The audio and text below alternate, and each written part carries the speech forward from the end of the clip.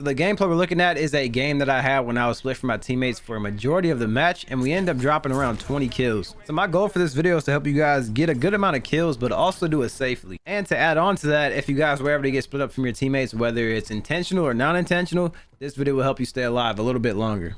So there are 3 things I want you guys to pay attention to. Number 1 is like how I keep my distance from enemy teams. Number 2 is how I cut off lines of sight, and I'll explain what that looks like as the video goes on. And the last one is just remaining patient. Going into this fight right here, there's a team of 4 in there. You know, we're not playing Warzone 1 anymore with movement. So like if I was to run in there, I won't get bailed out by movement. And you know, 9.9 times out of 10, if you ever approach a team close quarters like that, you know, you're just gonna die. And quickly I want to go back so I can explain the line of sight part, because it can be as simple as what I'm about to explain here. This guy here is the only threat currently, but his teammate does pop out around the corner. So after we knock him and thirst him, he's no longer a threat. Now he's the main threat. But if you guys notice, there is a guy up here that's creeping over. So now we end up shooting him, breaking his armor, right? But then he goes behind the corner. As of right now, he is not a threat since he's behind the corner, but what if he does pop back out to shoot us again once we engage his teammate up top? So what we do to cut off that line of sight from him seeing us is we just move over to the right a little bit. So now he's no longer a threat, and this guy up top is the main threat, or the only guy that can shoot us back. And also, if you notice, there is another teammate on this corner right here, somewhere over there, but he can't see me either.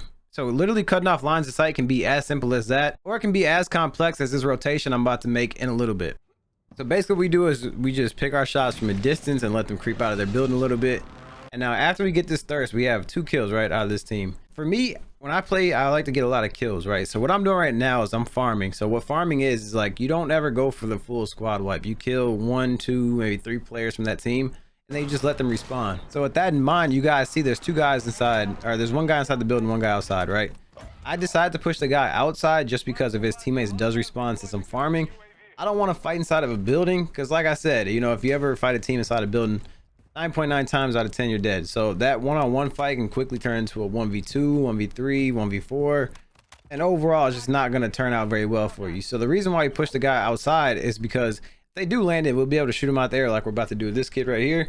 And also because I felt a little bit safer out here, because I can cut off a lot of different lines of sight from his teammates or from the guy inside the building that we kind of avoided.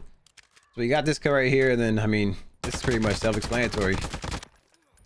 You know, you get the 2 pings and you just go for a quick kill. And now how should I say this? I don't really get tunnel vision whenever I'm fighting. If you guys notice, I'm taking my time, you know. I'm not like fully rushing in here because there are teams up here fighting. Well, this team is fighting another team.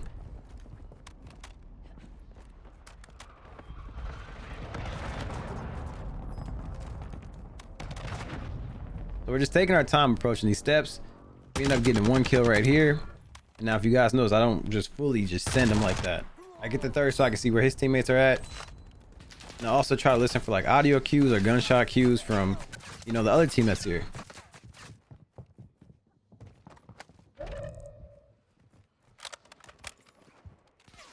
All right, so now we got some of that landed in.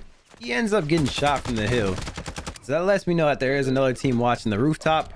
So as of right now, that is a unplayable area for me. But me being me, I want to see if I can like chow somebody and get rid of this threat that's, you know, taking care of the rooftop.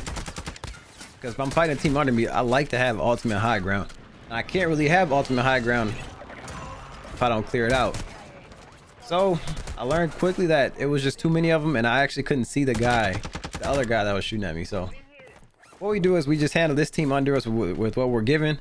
If you guys notice, I'm gonna just crawl over here. Now the reason why I'm crawling this way is to cut off lines of sight from the guys on the hill, but also I'm crawling this way because there are radiators right here. So what I wanted to do was jump down between 2 radiators so I can get cover on one of them, and if they were to push me, you know, I have some cover right here. And also, since I have this red laser, I don't like to like pre-aim stuff. If I pre-aim anything, it'll be pointed at a wall. Just oftentimes, you know, people will see your laser and it will give away a position without you even like realizing it. So I always keep that in mind whenever I have like that 7mm laser. And now right here, man, we're just going for like easy picks. We're basically listening for like audio cues, looking for plates. But now I do want to keep my rhythm going. Like I'm on a pretty good pace. You know, I have a nice little kill streak going of 9 right now. I didn't want to slow down. So what we decided to do was just push up on, you know, this guy on top of the roof. We ended up getting one of his boys that landed in. I seen a guy down low, but if you guys notice, I don't fully commit inside this building. You never know who else is in here. We just get that kill, go back outside. And now there's three pings above me. We're just gonna make our way up here, and they're fighting right now. So that gives me like the confidence to push up here, because I'm not thinking that they're worried about me. They're fighting somebody else on the hill. Like, they're probably not expecting somebody to push under them. And right here, we just get an easy kill out the air. We have 2 more guys landed in. Now with the movement, bro, I just did anything. Like, in that situation, you can't slide cancel. You can't cancel reload. Really don't know what to say right there. Like, I'm just glad he didn't shoot me with this pistol or either melee me. If he would have did either one of those two, I think he would have got the kill for sure. But as we're pushing up here, there was a ping behind me on this head glitch back here.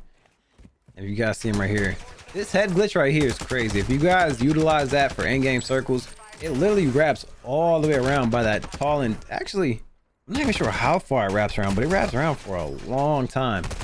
That's like a really good heady for late game situations. Before we move on, I wanted to point out the one time that I died in the last 2 fights, how stressful they actually were, because I didn't keep my distance between enemies. Like, I put myself in a situation to where I allowed them to get closer to me, and at that point it's hard for anybody to stay alive. And speeding up, man, we're just regaining. Now, I absolutely hate regaining on Ashika Island. These devs literally don't know what they're doing. Like, why would they think it's a good idea to put 5 loadouts right on top of each other? Like, people just camp loadout. Look at this.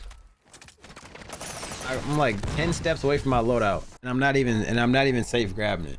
And then for some reason my drill charge blew up on me. I don't really understand that logic either, but it is what it is. So now we're just landing back. I decided to go back for my guns if they were still here, but it turns out whenever I died, they took them from me. So I refused to go back to the loadout until I cleared out some of this area.